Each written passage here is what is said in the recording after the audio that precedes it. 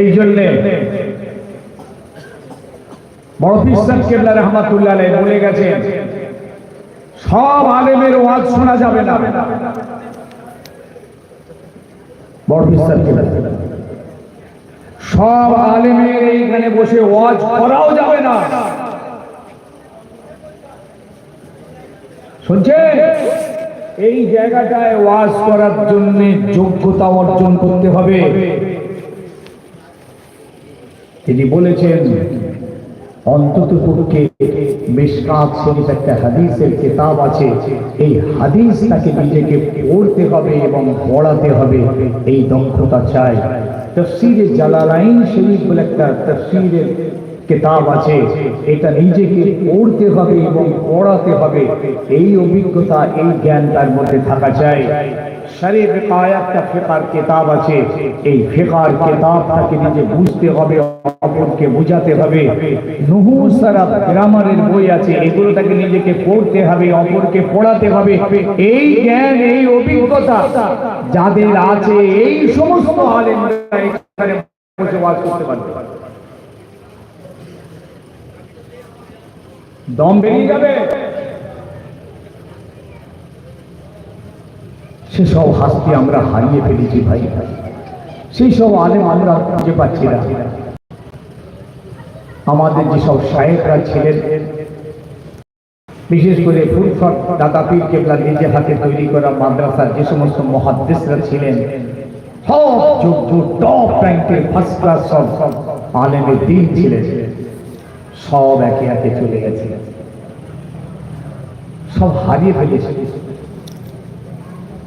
এই কয়েকদিন আগে হারিয়ে ফেললাম যিনকে আমাদের মুফতি আব্দুল মান্নান সাহেব মরহুম মাহফুজ হুজুর কেবলাকে আমরা হারিয়ে ফেললাম।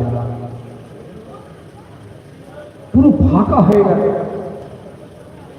কার কাছে যাব, আটকে গেলে কার কাছে গিয়ে সমাধানটা করবো খুঁজে পাচ্ছি না। কারামত সাহেব হুজুর চলে গেলেন, মুফতি সাহেব, আমার বিজু ভাই শেখ জামত হাসান সাহেব চলে গেলেন, সীতাপুরে মরা আবুল কাসেম সাহেব মামুন চলে গেলেন, বুঝেছেন, বিহারি সাহেব হুজুর, আমাদের আনসারি সাহেব হুজুর, বিহার পন্ডিত যোগ্য মানুষ চলে গেলেন। দেখুন, সব উপযুক্ত যোগ্য আলেমের দিকগুলো সব আস্তে আস্তে চলে গেছে।